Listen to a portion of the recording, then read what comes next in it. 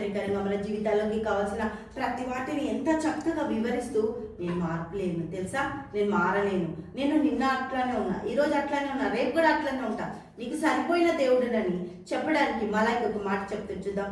మలాకి రాసిన గ్రంథం 3వ అధ్యాయము 6వ వచనం చూద్దాం.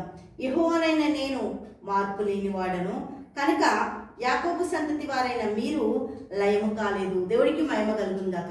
యాకోబు ఎవరు? మోసగాడు. ఎక్కడ చూసినా యాకోబుని ఏమంటారు? మోసగాడు. చేపించింది ఎవరు? తల్లి. కానీ మోస ఎవరి మీద పడింది? యాకోబు మీద పడింది. యాకోబు అంటే ఏమొస్తుంది? మోసగాడు అని వస్తుంది. ఆ మోసగాని తరంలో నుంచి, యాకోబు సంతతిలో నుంచి మిమ్మల్ని నేను ఎన్నుకున్నా కాబట్టి అయినా మీరు లయం కాదు. మీ తప్పులు, మీ దోషాలు, మీ పాపాలు, వాటి అన్నిటిని కూడా నేను బట్టి మిమ్మల్ని లయపరచా. ఎందుకు తెలుసా? మలాకి 3వ అధ్యాయం 16వ వచనం చూద్దాం.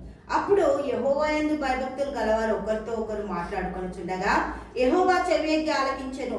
మరియు యెహోవా యందు భయభక్తులు కలిగి ఆయన నామమును స్మరించుచు ఉండు వారికి జ్ఞాపకార్థంగా ఒక గ్రంథము ఆయన సముఖమునందు రాయబడెను. దేవుడికి మహిమ కలుగును గాక.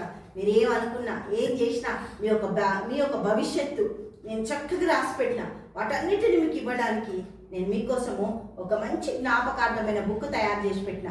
మీరేం చేసిండ్రు? హల్లెలూయా, దేవునికి స్తోత్రం. మీరేమన్నారు? ఇతరులను ఏం దూషించరు, అవన్నీ లెక్క పెట్టుకోను.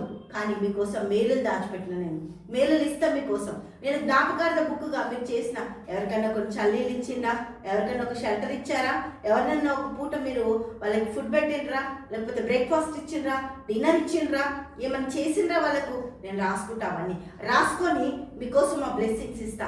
అన్నీ ఏది కానీ అయ్యో ప్రభునందు నా ప్రయాసం వ్యర్థమైపోయింది, అయ్యో నేను చేసిందంతా వేస్ట్ అయిపోయింది, అయ్యో నేను ఇట్లా అనుకోవడానికి లేదట. అన్ని ప్రభు దగ్గర బుక్లో రాసి పెట్టి ఉన్నాయట. నువ్వేం చేసినావో నీకు తెలుసు, నీకంటే ఎక్కువ నీ దేవునికి తెలుసు. నీ దేవుడు ప్రతి నిమిషం నీ మీద ఫోకస్ పెట్టిండు. ఆ ఫోకస్లో ప్రతిది కూడా ఆయన చూస్తుండట. నువ్వు బాధపడడానికి ఎక్కడ వీలు లేదు. అయ్యో ఎవరు లేరు, ఎవరు చూడట్లే, ఎవరు మాట్లాడట్లే, ఎవరు నన్ను హానర్ చేయట్లే, అయ్యో నా లైఫ్ ఎట్లా అంటే, అమ్మ బిడ్డ నీ లైఫ్ నా చేతిలో ఉందిరా అంటుండు దేవుడు. హల్లెలూయా, దేవునికి స్తోత్రం. నీవు నా చేతిలో ఉన్నావు, నువ్వు ఎందుకు భయపడతావు? నేను నీకోసం జ్ఞాపకార్థంగా ఒక గ్రంథం తయారు చేసి నీకోసం స్పెషల్ బుక్ పెట్టిండంట. ఇంకేం కావాలి చెప్పు? దేవుడికి మహిమ. ఆయన హానర్ అంత గొప్పగా ఉంటుంది. దేవుడికి మహిమ కలిగింది కాక. హల్లెలూయా. తండ్రి యేసయ్యకి స్తోత్రాలు. గొప్ప అద్భుత ఆశ్చర్యకార్యాలు చేసిన తండ్రి, బిడ్డల్ని దీవించి ఆశించి కురుపు చూపించేదాన్ని దయచేని మహిమతో నింపు. అన్ని రంగాలు ఆశీర్వదించి అబ్రాహం సంతానంగా నిలబెట్టు.